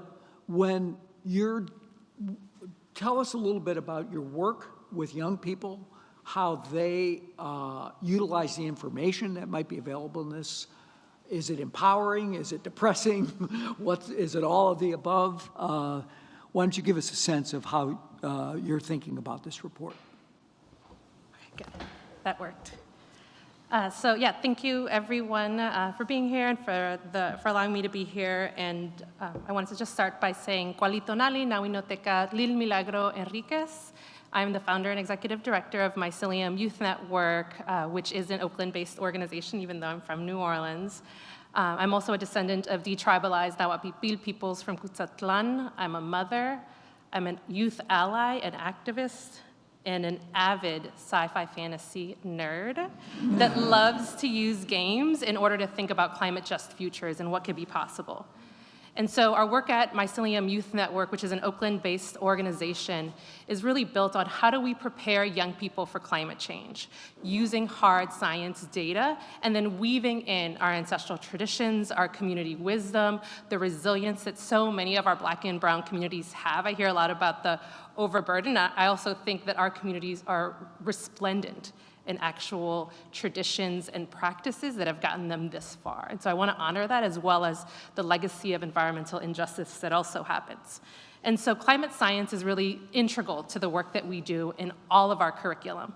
And we have 4 main ways that we do that. Our first one is our Climate Resilient Schools program, which is a next generation science standard aligned program that's looking at what's gonna happen in our world, in the Bay Area for us, and then how do we actively prepare for that. So imagine classrooms where young people are actually learning about extreme heat, drought, wildfire, and it's just a core part of what they're doing. And then they're not just learning about what's going to happen, they're actually taking active solutions to make that happen. So they're building out what that could look like for their homes and their communities.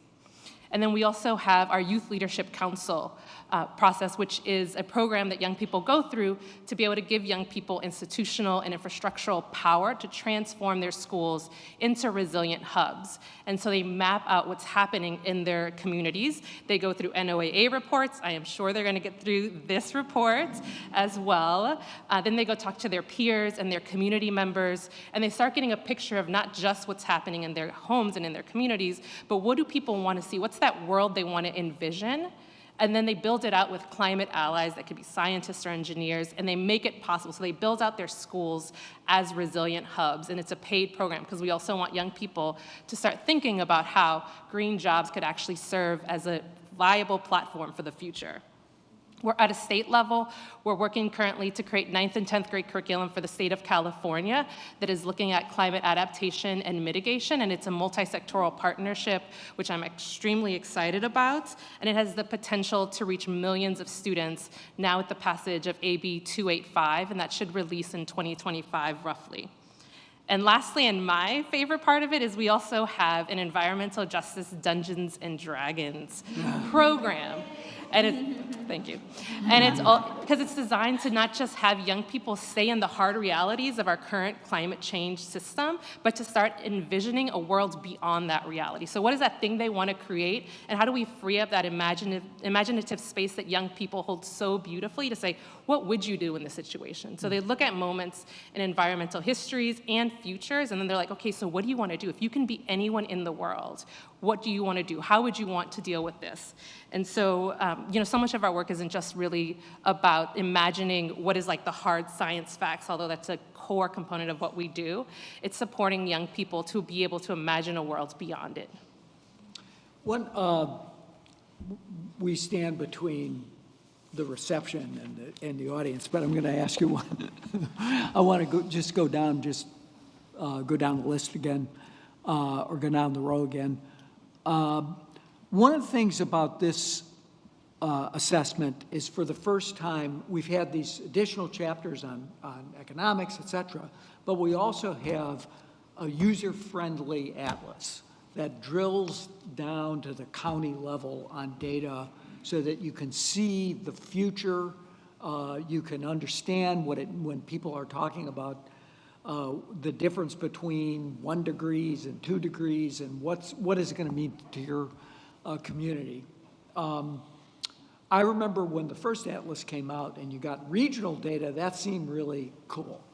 But now we can really get down to the community level. How important is that in terms of the work that you're thinking about, or your discussions with your neighbor, Sean, in terms of localizing what's happening on the climate, taking it from the global to really the local? And are you thinking about using that tool in the work that you're doing? Why don't I start with you, Doctor?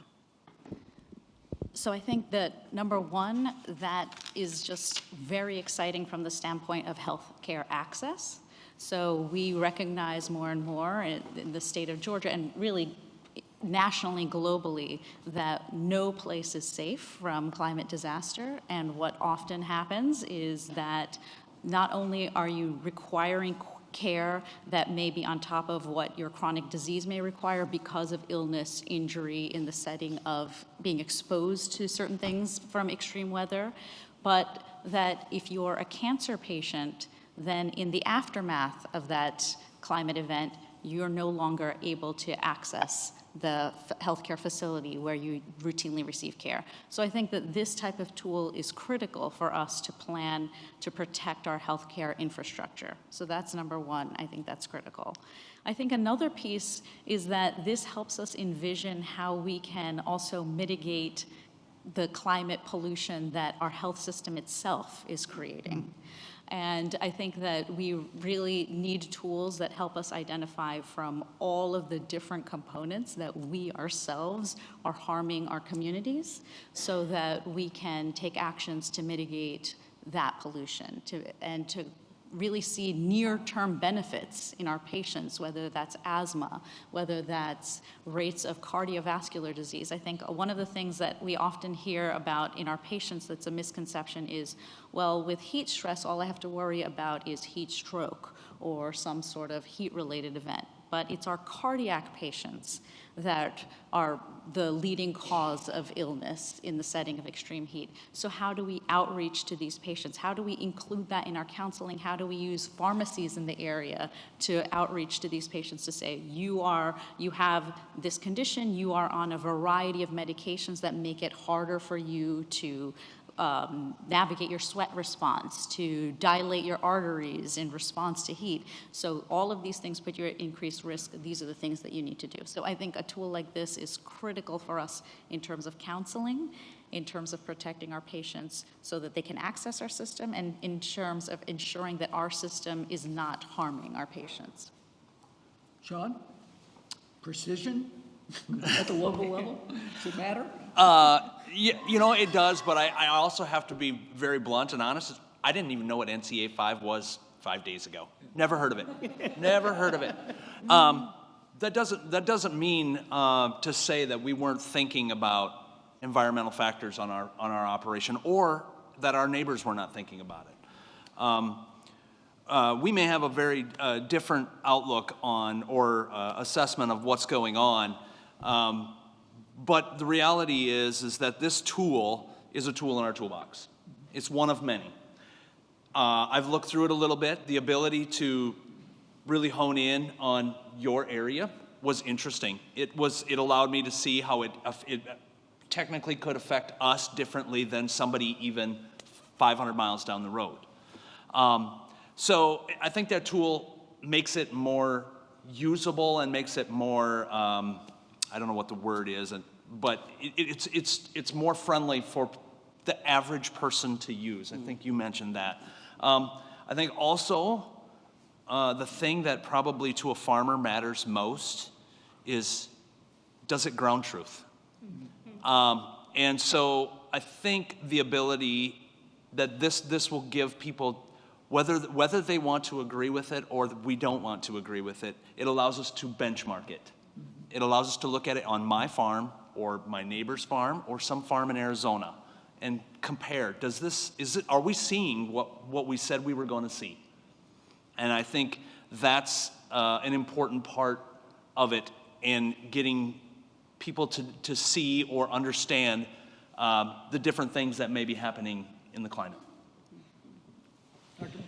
Yeah, I want to let everybody know I'm from Savannah, Georgia, from the Gullah Geechee Nation. And for us in the Southeast region, this is going to be an excellent tool because as a tool, it can be used to fill in information gaps and also to help us answer a lot of questions that we have about the best way to respond and to prepare. I'm excited because this report is not only good for us at the region, but as you said, John, it drills down to the local level. Local climate science, of course, serves many different purposes, but for us, it's going to help educate our communities, and it's going to give us a way to have a greater and deeper conversation with our city council, our county commissioners, We have the fastest growing port in the country, and so it's going to help us to have a better conversation with those who run the port. So we see this as a tool that is going to help us with planning, with moving the needle around what actions are necessary, because there are three things. There's one chapter that just really fascinated me, and it was around the inequities. So it's going to help us to have a deeper conversation with those who are in power, because it's in black and white now. We can show this report. And it talks about ways for us to go forward. It just summarized real quick for us that in our areas, there's 3 areas: sea level rise and coastal flooding, extreme heat, heavy rain, and longer dry spells. So we got that information in a language that people can understand, and now we have something to back it up, and I can go to my newly elected mayor, who's very interested in all of this. Finally, we have a mayor that's on our side, and this is his second term, and he's been looking for more ways to convince those that he's responsible to this is the right way for us to go. So the report is very good for us. Great. That's totally its intention. Well, you succeeded. So there are two things I want to call out that I think have, one has definitely been mentioned, but I want to highlight both of these because I think they're critically important to us all, but also to Indigenous communities and people in the Arctic. And the first is the value of Indigenous knowledge. And this goes back to the original question about like the power and the usefulness of having really specific information about a place. And this is the kind of information that Indigenous knowledge holders have. They're connected to a place, understand what the flora and fauna are, understand how the environment is changing. And this is information that has been passed down generation to generation to generation. So having something on the scale that both of this type of information can be used together, can be woven together, is the opportunity. That's the opportunity that I see here. There's something called two-eyed seeing. Many of you have probably heard of it before. I like to use it when talking about technical, academic sort of data, and being able to see that data through one eye, and then having an Indigenous knowledge holder information and seeing from the other eye. And I'm a neuroscientist by training, so of course I'm thinking about eyes, right? You get depth perception when you use when you can use both your eyes. When you can use both these types of different information, you learn a lot more about what is happening and the understanding of what changes are happening. So that's one thing that I'm super excited about in the report. The other is in the intersectionality, and I think others have mentioned this, but I wanted to highlight it as well. Just the climate is going to impact everything we care about, absolutely everything. And so to see the National Climate Assessment talk about culture, talk about Indigenous knowledge, talk about health and well-being, talking about communities, and being able to see how all of those things are connected, that is a really important perspective, I think, that you all brought to this work. Yeah, so I wanted to highlight because I was one of those people that woke up at 6:30 this morning to read as much of it as I could. And so I wanted to highlight like one part in particular that really stood out to me. And it said, in the 1980s, the country experienced, on average, one inflation-adjusted $1 billion weather event disaster every 4 months. Now there is one every 3 weeks on average. So when I think about what this report can do in our organization, as well as like in our communities in Oakland, I think about how our young people actually aren't prepared for this reality. And I want us to be able to invest in our young people in education, whether that's like at a local level, at a state level, or even at a federal level, to prepare young people for the reality that we know that they're going to inherit. And that should be the point of education. And so And I feel like we need to be able to not just prepare young people for climate change, but to do it in a way that brings them into the conversation. And that actually has, for me, the exciting part about this is that we can have conversations using this report across different coalitions, across different stakeholders. As a mother, I'm also terrified about climate. I want to be able to use this to be able to talk to my kids about this. I want it to live outside of just climate scientists or city planners or government officials. I want it to live in community. I want it to live in that personal one-on-one relationship that needs to be able to happen. And so that we can take that and talk to young people so that they can see that we're actually actively building a world with them. And in order to be able to do that, we need to start really investing at a hyper-localized level. So using this information to say, here's what we know is going to happen, and then building partnerships with local agencies, state officials or state agencies, federal government, private business, to be able to figure out how can we actually use the local as a way to really jumpstart the kind of innovative, thoughtful, solutions that are out there that I see all the time in our communities. And not just in my community in East Oakland, but even in the panelists today talking, or when I was reading through the report in the social systems, there's so much amazing work that needs to happen, and finding ways to be able to bridge what's happening at the local level and build those partnerships and start breaking out of some of the silos that I know sometimes solutions can be based in. And so really just wanting to highlight how can we use this report to invest and really jumpstart the innovation that happens at a local level, because we're doing fantastic work at a local level. And when you bring local people in, you energize an entire community, and then people start feeling less climate doomism and more oh, actually this is something that I can actively, me, myself as a person, as a community member, as a young person, take steps to be able to address. Well, that was the point of doing this assessment. So I'm glad you brought that home, because I think obviously decision makers need the data that was assembled, the crosscuts that were assembled. Thank you, Allison. Allison was smart enough to zone right in on Wilmington, Delaware, when she was showing the atlas to the president, who caught his attention. But it really is to empower people to build more just and sustainable communities. And so join me in thanking this terrific panel. And Laura, I'll turn it back over to you.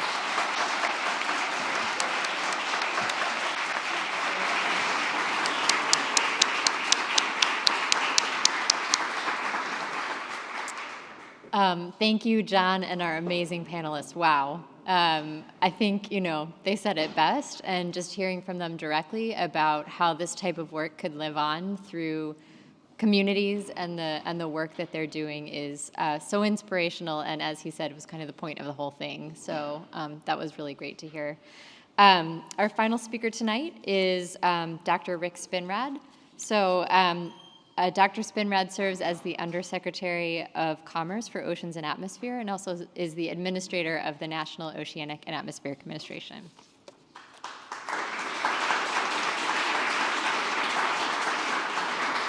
Thank you, Laura.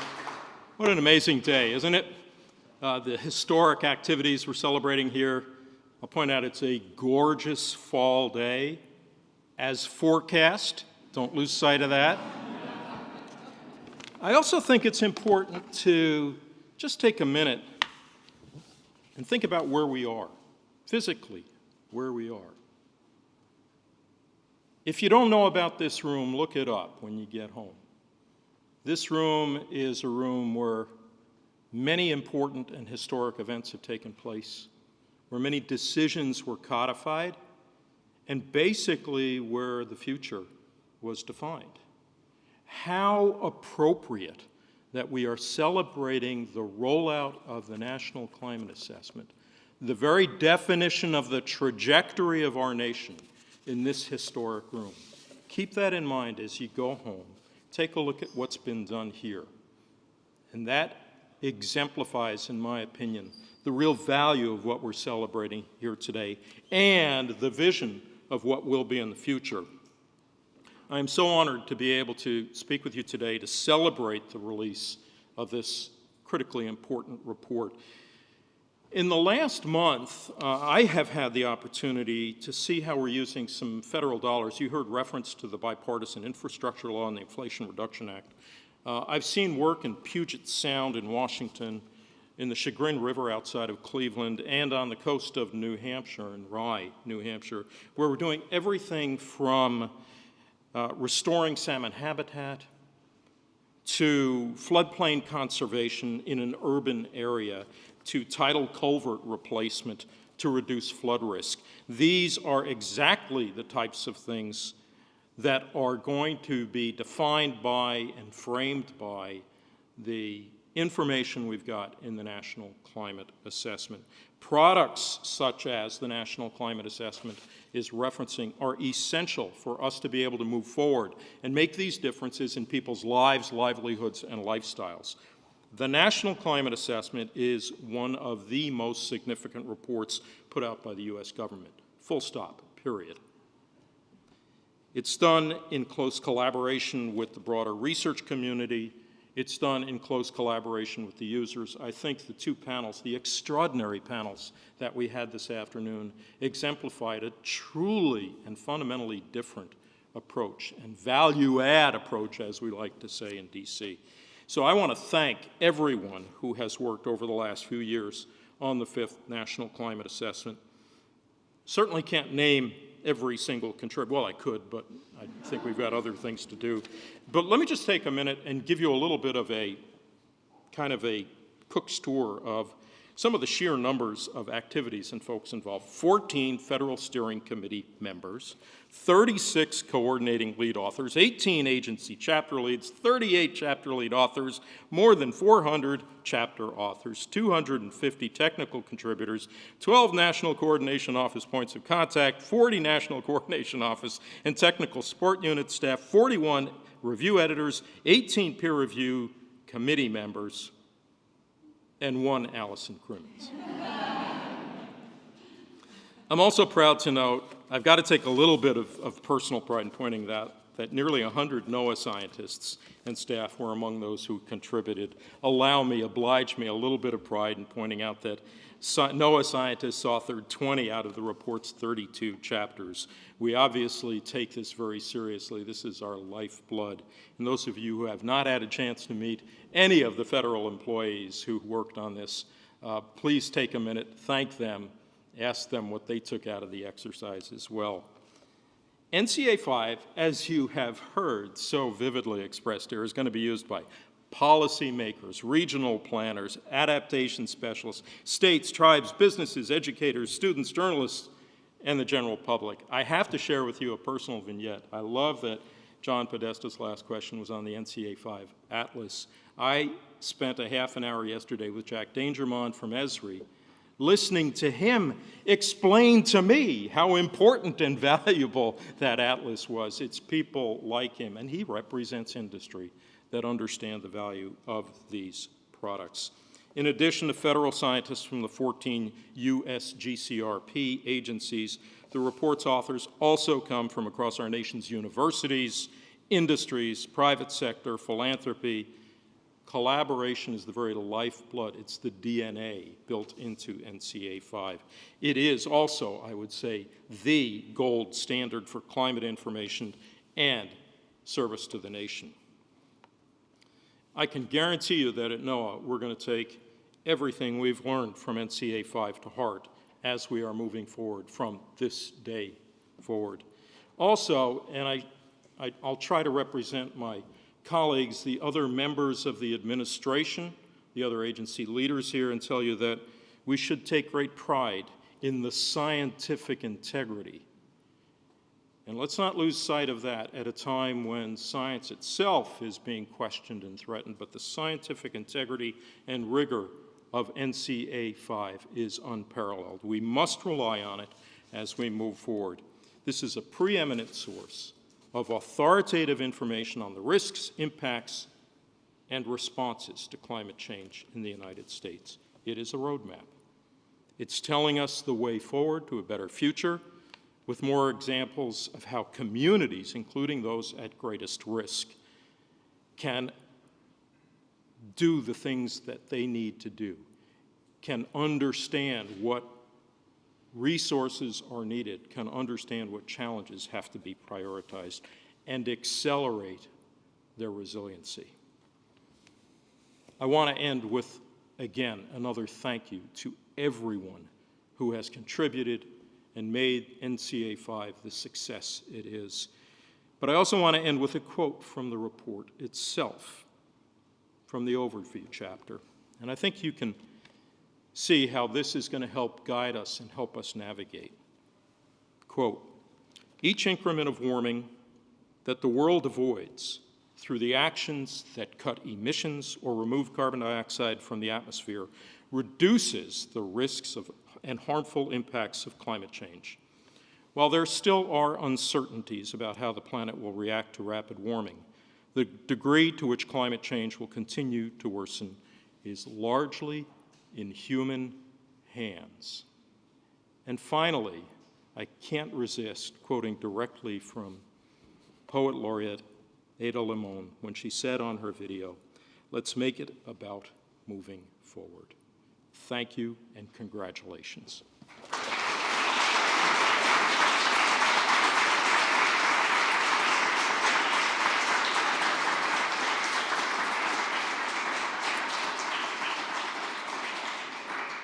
Thank you so much, Dr. Spinrad.